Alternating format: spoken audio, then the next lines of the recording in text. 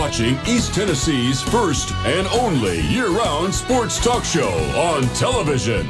This is The Sports Source with your host, John Pennington. Good Sunday morning. Welcome into The Sports Source. Glad to have you with us today.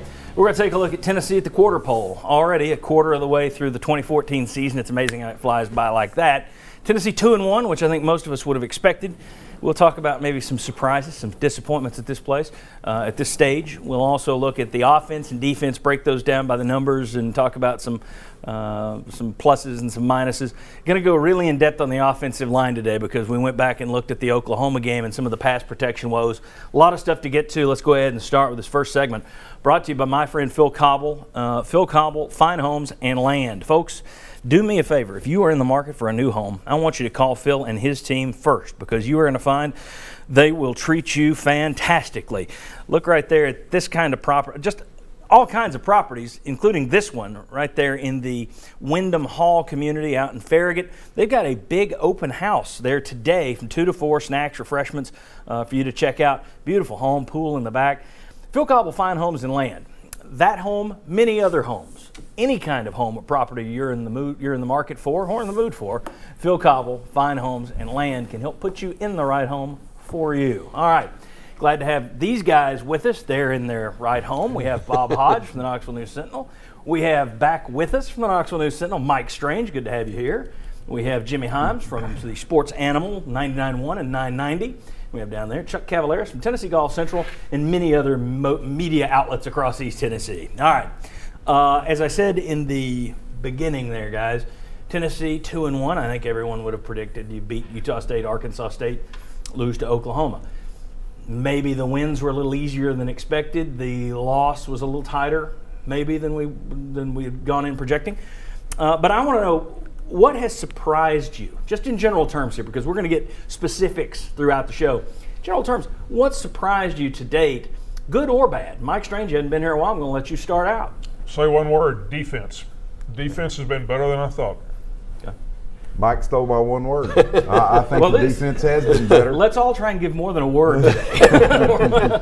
Well, I'll jump in and I'll say that the freshmen that have contributed, I think at last count it was more than 20, mm-hmm. and their football IQ. I mean, we have expected some mistakes maybe from this group, some growing pains, but I think they have really fit in and brought some energy to this program. And I think, going back to the word, the defensive line, it might have surprised me more than anything else because you had some talent in the defensive backfield. You had some talent at linebackers, but turning over your entire defensive line and seeing the way they've played with a combination of young guys and inexperienced older guys, I think that has probably been, to me, the biggest single unit surprise on the entire team. Jamie? I go a little different direction. I'll go Justin Worley. He's been better than I thought. I thought he would play pretty well. I thought he played well against Georgia, South Carolina before he got hurt against Alabama. I thought after he got benched at Florida, he came out and played better. I think he's been solid. And I thought, obviously, he took a beating at Oklahoma, but I thought he played well. He persevered. He didn't throw his offensive line under the bus. Yeah. I think Tennessee can get to a bowl game within a quarterback. I think it's even better than solid. I think he's the team MVP. I don't even think it's really close. I mean, maybe A.J. Johnson on defense, but the play of Justin Worley, to me, clearly – it has been a very, very, very pleasant surprise. Yeah, and the challenges are going to rise up here over the next few weeks as they dive into the SEC schedule. We know that. But I agree with you guys. I think Worley last year, even in the South Carolina and Georgia games, very much a game manager. He managed the game well. He threw the incredible deep ball that Marquez North made the great catch on. Mm-hmm. First 3 games, he's looked more like a quarterback than a game manager to me. And he doesn't surprise me. I thought he would do well. Well, Butch Jones has talked about the fact that quarterbacks in his system in year 2 always seem to take a step forward, and I think Worley has. Now he just needs the help from, the thing is, he's looked better, but the stats aren't necessarily all that great because, 1, he's not getting a lot of protection, and 2, we'll talk about this later, they got this tremendous receiving core, and I don't know that they're living up to their hype, but we'll discuss that when we talk offense a little bit later. You want a negative surprise? You got one. I think the special teams have been disappointing. I think your punting has been disappointing. Your return game has been disappointing. It's been non-existent. I think Cam Sutton looks like the kind of guy that can get the ball and run with it, but instead he's fair caught a lot of things. A couple of times he should have maybe ran with the ball a little bit more. I think your kickoff return game has been a little bit disappointing, but the punting has been awful. for SEC level punting. So I think your special teams have been a disappointing surprise. About a 36.5-yard net average punting the ball so far. Jimmy, you had a look on your face like you were going to say something. Well, no, I just caught you. The thing about Dar is that he, against Oklahoma, he had 8 punts and didn't get 40 yards on any of them. That's a concern. And he's like you hear about the golfers on a driving range that do very well and they get on the course, they can't hit the ball straight. I think he's one of those because in practice, he practices really well. They like what they've seen, but he hasn't been able to carry that over to a game yet. And if he hasn't yet, when's he going to? Yeah, against Georgia. and the obvious, not to keep picking and harping on something, and we've talked about, is the offensive line. Yeah. What do you do well? I mean, usually you can either have the pass blocking be okay, or you can have the run blocking be okay.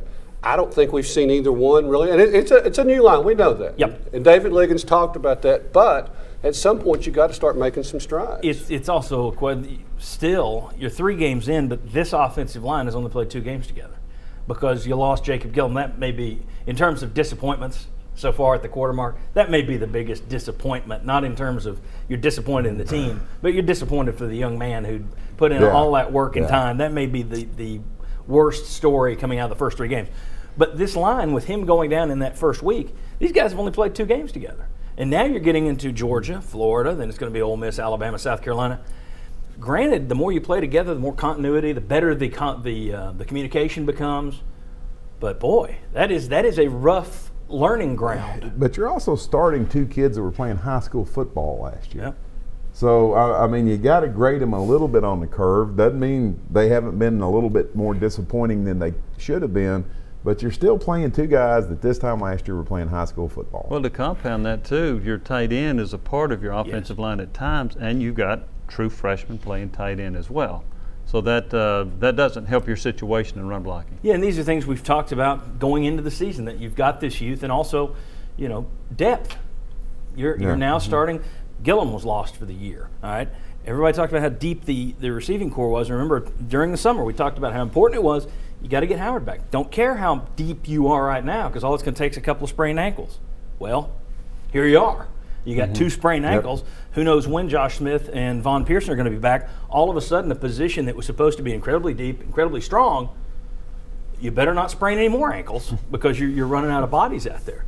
Running out of ankles. Running out of ankles. Did the Oklahoma game in any way last night impact your feelings about Tennessee's performance out there? Now, granted, you hardly ever see the same team twice in college football. I mean, everybody said LSU beats Wisconsin, then loses at home to Mississippi State. You don't know what you're going to get. But Oklahoma gave up a lot of yards to West Virginia last night, a lot of points in the first half, but then they blew them out too. Did that change your perception of the Tennessee performance out there one way or the other? It really didn't. I thought Oklahoma played – I actually thought West Virginia might have played a little bit closer for the first 2.5 quarters than what I would have expected. But no, I think it ended up looking like an Oklahoma-type game. It ended up looking like Tennessee's probably a lot closer to West Virginia than some people might have thought, but it really wasn't a surprise. To me, I don't know much about West Virginia's offensive line, but there's no way it's in the same boat as Tennessee's offensive line was a week ago. And to me, that just changes that overshadows everything else when I look at that Oklahoma-Tennessee game. West Virginia was not able to, the last I looked, their numbers passing were about 50%, but they hit some deeper balls, something that Tennessee never got a chance to even really throw against Oklahoma because Worley would have been on his back. I think Oklahoma got 1 sack early and then 2 late. But no, they didn't put the pressure on West Virginia's quarterback that they were able to get on Worley. And you're right, that was the story of that game. All right, when we come back, Shazan Bradley, David Liggins join us. We're going to talk a little bit about the offense. We're going to go in depth. If you thought that was in depth, that was just scratching the surface. Numbers you want to see when we come back. Plus, going to break down where the holes are on that offensive line a little bit later. You want to stick around. Come on back on the Sports Source. Like our set? Turn to Benedict Construction.